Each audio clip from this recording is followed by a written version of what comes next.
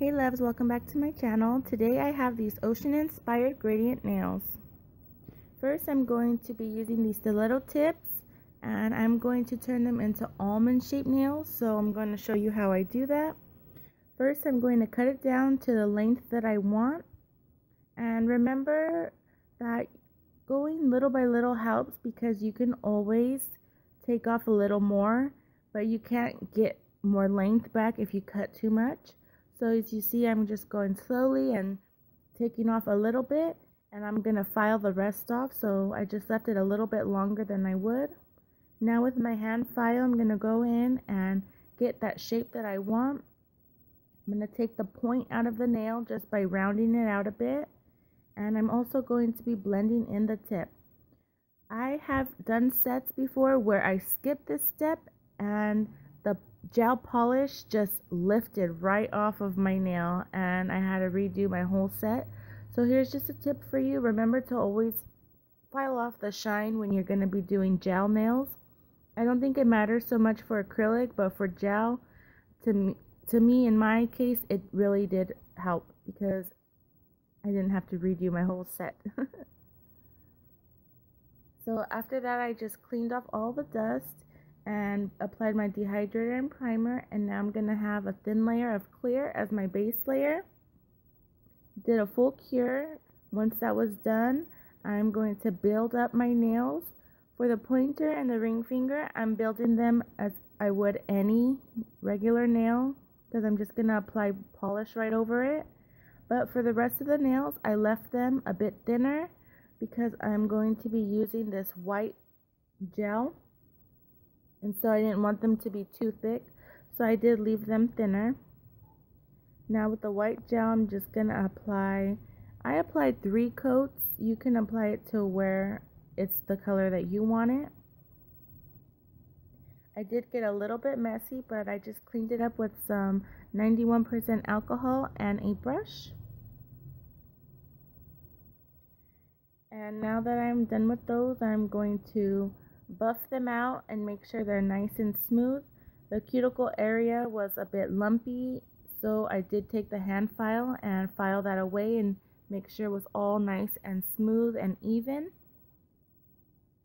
And once I was satisfied with the way they looked, I went ahead and I cleaned them off again with 91% alcohol and a brush. Now I'm going to go in with this polish. The color reminded me of sand, that's why I chose it to represent the sand in the ocean. And this polish was very sheer, so it did take me about 5 coats. But it's a really, really pretty color.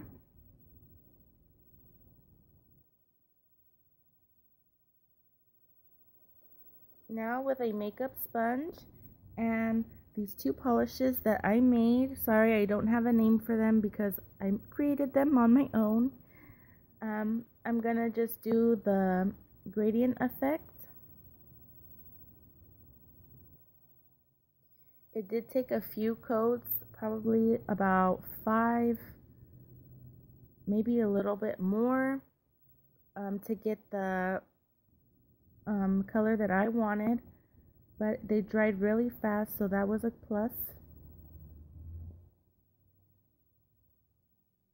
I'm just going in with more coats of the 2 colors, and I did that until I was satisfied with them. Like I said, it didn't take too long because they dried really fast in between layers. So now I'm going to go in with a regular top coat, just a regular clear top coat, and I'm going to be blending the colors in more.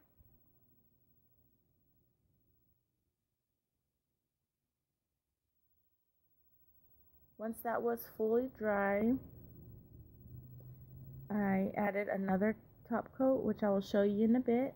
Here I'm just showing you that I'm doing more coats, and after 3 layers I did add a UV top coat to the light color, the sand color, and that was just so I wouldn't have to wait for the dry time all over again, and it worked like a charm. So that's a little tip. If you want to make it faster, just add a layer of UV top coat. Now with this other top coat, I'm going to be adding the Northern Lights from Sally's just to give it some sparkle. I have already cleaned up all the sides. If you want to see a video of how I clean up my nails after doing gradient nails, then just leave me a comment down below and I'll make that video for you.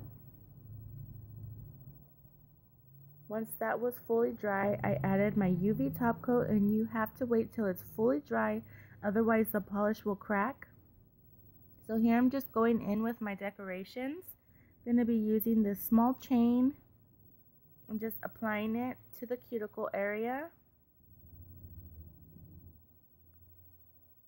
Okay, and when you use UV top coat, you got to be careful because it will slip and slide, so make sure before you put it in the lamp that it's exactly how you want it, otherwise there's no going back.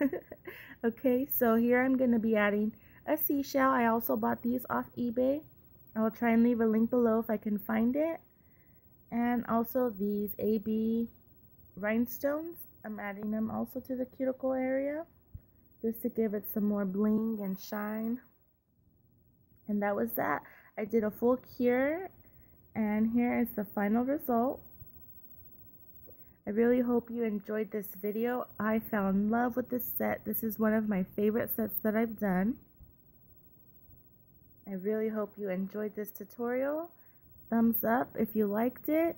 Subscribe if you haven't already. And I want to thank you all so much for watching. Bye. See you in the next one.